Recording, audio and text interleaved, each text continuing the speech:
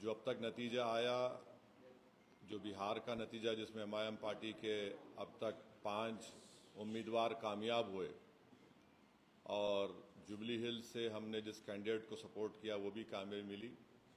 मैं सबसे पहले अल्लाह सुब्हाना व तआला का शुक्र अदा करता हूँ कि उन्होंने अपने फजल और करम से हमारे इस फैसले को अल्लाह ने कामयाबी दी, अल्लाह ने अब रहम कर दिया। मैं बिहार की आवाम का भी शुक्रगुजार हूँ कि उन्होंने एमआईएम पार्टी के तमाम कैंडिडेट्स को उन्होंने वोट दिया, अपनी मोहब्बतों से नवाजा। मैं शुक्रगुजार हूँ उन 5 असम्बली कॉन्स्टिट्यूंसीज़ के तमाम राय दहिंदगान का, ज़िम्मेदारों का, मजलिस पार्टी के तमाम मेंबर्स का, जिन्होंने जनाब अख्तर उल ईमान साहब को कामयाब किया। अमूर से हमारे गुलाम सरवर साहब को बैसी से कामयाब किया, सरवर आलम को कोचा दामन से कामयाब किया, तौसीफ़ आलम को बहादुरगंज से कामयाब किया और मुर्शिद आलम को जोकीहाट से।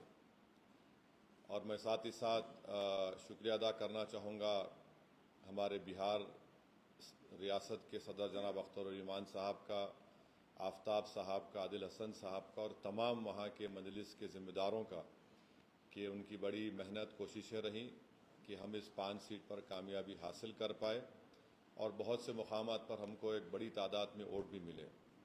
मैं शुक्रिया अदा करना चाहूँगा जनाब इम्तियाज़ जलील साहब का,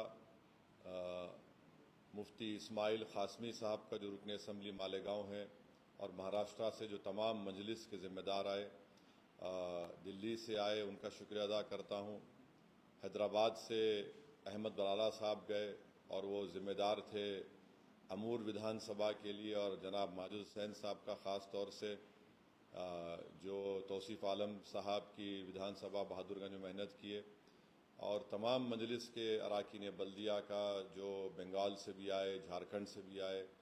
बहरहाल एक कलेक्टिव इज्तिमाई कोशिश थी और मैं सीमांचल की जनता का शुक्रिया अदा करूँगा। ख़ास तौर से उन्होंने मजलिस इत्तेहादुल मुस्लिमीन को अपनाया, उसको अपनी आवाज़ बनाया, और हमको उम्मीद है कि इंशाअल्लाह ताला ये जो फ़ैसला आया है, जहाँ से अब तक हमारे 5 मेंबर्स रुकने असम्बली और एमएलए बने, इंशाअल्लाह वो सीमांचल की इंसाफ के लिए लड़ाई लड़ेंगे, वहाँ पर डेवलपमेंट का काम करवाएंगे। और साथ ही साथ मैं जो नतीजा बिहार में आया है वो एक अवामी नतीजा है, हम उसको कबूल करते और हम मुबारकबाद देते हैं और अपनी नेक तमन्नाओं का इजहार करते हैं मौजूदा वज़ीर आला जनाब नीतीश कुमार साहब का। और हमारी पार्टी की तरफ से ये कोशिश होगी कि बिहार और सीमांचल में विकास हो, सीमांचल में भी बहार आए, सीमांचल में भी बच्चों की मौत ना हो, सीमांचल की महिलाओं के लिए, वहाँ के बच्चों के लिए स्कूल, अस्पताल, पुल, ब्रिज बने, इंडस्ट्रीज़ आए वहाँ पर। तो इस सिलसिले में हम उनको अपना पूरा ताउन पेश करेंगे। मैं शुक्रगुजार हूँ जुबली हिल्स की असम्बली कॉन्स्टिट्यूंसी के तमाम वोटर्स का, राय दहिंदगान का, कि उन्होंने जनाब नवीन यादव को अपने वोटों से कामयाब किया। यहाँ पर भी मैं हमारे मजलिस के दोनों एमएलसीज़ का, जनाब रहमत साहब का, रियाजुल हसन अफंदी का, जनाब कौसर साहब का, जनाब यासिर अरफात का, अनवर सादात का, फराज साहब का और जानी मियाँ का, और ऐसे बेशुमार मजलिस के ज़िम्मेदारों का जो बड़ी मेहनत किए, जस्तजू किए। और मुझे आज चीफ मिनिस्टर जनाब रेवंत रेड्डी साहब ने भी फ़ोन करके शुक्रिया अदा किया, मैंने उनको मुबारकबाद दी।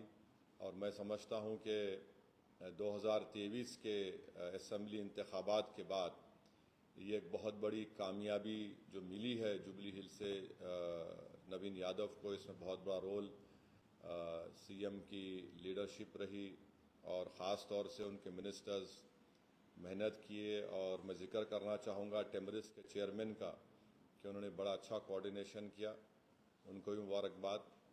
और अभी एक बलरामपुर एक कॉन्स्टिट्यूंसी है सीमांचल में, बिहार में, वहाँ पर अभी आज से अभी आधा घंटा पहले जनाब आदिल हसन साहब से मेरी बातचीत हुई थी, क्योंकि 4 ईवीएम्स ख़राब हैं। उन्होंने जो कहा कह रहा हूँ, तो वीवीपैट से काउंटिंग करना चाह रहे हैं और आदिल हसन 700 वोट से पीछे हैं अभी। और वो जो काउंटिंग होगी, हमें यकीन है कि इबादपुर एक इलाका है जो बड़ा स्ट्रॉन्ग होल्ड है मजलिस का। तो मुझे उम्मीद है कि अगर वो हो जाएगा तो इंशाअल्लाह आदिल हसन को भी कामयाबी मिलेगी। अल्लाह से हमारी दुआ है कि अल्लाह उनको कामयाब कर दे ताकि मजलिस के एक और एमएलए में इजाफा हो सके। मगर अभी तक कोई ख़तई तौर पर इंफॉर्मेशन मेरे पास नहीं आई है।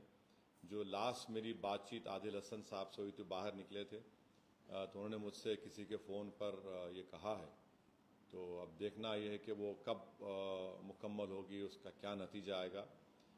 मगर बलरामपुर से बहुत अच्छे वोट हसनैन साहब ने लिया है और मगर उनको कामयाबी नहीं मिली। अरारिया से भी अच्छे वोट हमको मिले हैं मुख्तलिफ मकामात से। तो हमारी कोशिश है कि इसको और हमारी पार्टी को मजबूत किया जाए। और मैं फिर से बिहार की आवाम का शुक्रगुजार हूँ और ख़ास तौर से मैं पहले से कह रहा था कि आरजेडी बीजेपी को नहीं रोक पाएगी। आप मेरे स्पीचेस उठाकर देख लीजिए, मैंने ये बात कही थी। मैं बार बार आज भी बिहार के उन लोगों से अपील कर रहा हूँ जो इस गलत फहमी का शिकार हैं MY कॉम्बिनेशन के ऊपर। मैं पहले भी कहा, असेंबली इलेक्शन के दौरान भी कहा और आज भी कह रहा हूँ, आप सिर्फ वोट डालने वाले बनकर रहेंगे, आप वोट लेने वाला बनिए।